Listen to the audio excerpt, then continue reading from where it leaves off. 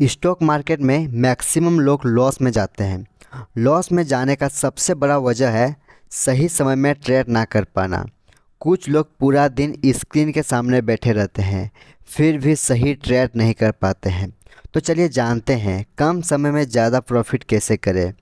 Intraday में सही जानकारी हो तो ना के बराबर ही लॉस होंगे। अगर आपका कैपिटल 5-10 हज़ार के आसपास है तो आपको एक्सपायरी के दिन ट्रेडिंग करना चाहिए। एक्सपायरी के दिन प्राइस बहुत कम हो जाता है जिस वजह से आप लोग कम पैसा में ज़्यादा लॉट ले सकते हैं। वीडियो को स्किप ना करें क्योंकि आपको एक ऐसे गोल्डन टाइम बताएंगे जो 90% आपको प्रॉफिट दे सकता है। टारगेट और स्टॉप लॉस ये लगाना कभी मत भूलना, ये आपका लक्ष्मण रेखा का काम करेगा। बहुत सारे लोग जब प्रॉफिट में रहते हैं तो वो लालच में आकर अपने प्रॉफिट को लॉस में बदल देते हैं। रिस्क मैनेजमेंट एक प्रॉफिट ट्रेडर का पहचान है। स्टॉप लॉस लगाने का तरीका खरीदा गया या बेचा गया प्राइस का मात्र 2 या 3% होना चाहिए। लॉस से बचने के लिए जितना ज़रूरी स्टॉप लॉस होता है उतना ही ज़रूरी टारगेट भी लगाना होता है। टारगेट को 5 या 6% तक लगाना सही होता है। इमोशन को कंट्रोल करना सीखें। कुछ लोग लॉस को रिकवर करने के लिए ट्रेड लेते रहते हैं जिस वजह से वो और लॉस हो जाते हैं।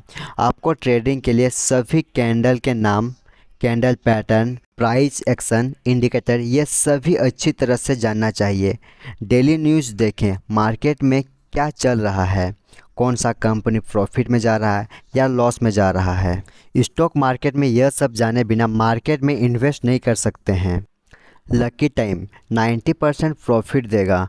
मंथ में 4 वीक होते हैं। लास्ट वीक के एक्सपायरी के दिन 3 बजे बनने वाला कैंडल हमेशा गेम चेंजर होता है। स्कैल्पर के लिए ये काफ़ी अच्छा समय माना जाता है। कितना भी बड़ा ट्रेडर क्यों ना हो वो दिन में मात्र 2 ही ट्रेड लेते हैं, तो आप भी 2 ही ट्रेड लें। चलिए कुछ कैंडल के नाम और कैंडल पैटर्न आपको बताते हैं। वैसे तो कैंडल कलर को कस्टमाइज कर सकते हैं लेकिन बहुत सारे लोग रेड और ग्रीन कलर ही यूज करते हैं। तो चलिए आपको ग्रीन और रेड कलर का कैंडल बताते हैं। ये कैंडल के मोटा वाला भाग को बॉडी कहा जाता है और ऊपर पतला वाला भाग को अपर शेडो और नीचे पतला वाला भाग को लोअर शेडो कहा जाता है। बॉडी और जो उसका शेडो रहता है उसका बॉडी से ज़्यादा लंबा शेडो रहता है तो उसको हमर कहा जाता है। बॉडी रहेगा वो रहेगा रेड कलर का और जो उसका शेडो रहेगा वो भी रेड ही और वो 2 गुना रहेगा, उसको हैंगिंग मैन कहा जाता है, मानो कि कोई आदमी को टंगा हुआ हो। और ऐसे ही कैंडल जब ग्रीन कलर का दिखता है और वो उल्टा रहता है तो उसको इन्वर्टेड हमर कहा जाता है।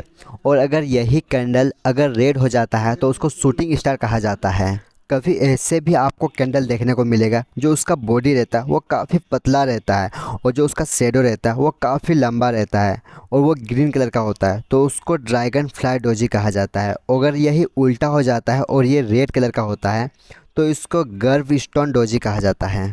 इसके बाद ऐसे भी कैंडल देखने को मिलता है जो कि काफ़ी लंबा रहता है और जो उसका बॉडी रहता है वो काफ़ी छोटा रहता है। उसका जो शेडो रहता है वो दोनों साइड 2 गुना बड़ा होता है, तो उसको बुलिश स्पिन टॉप कहा जाता है जो कि ग्रीन कलर का होता है।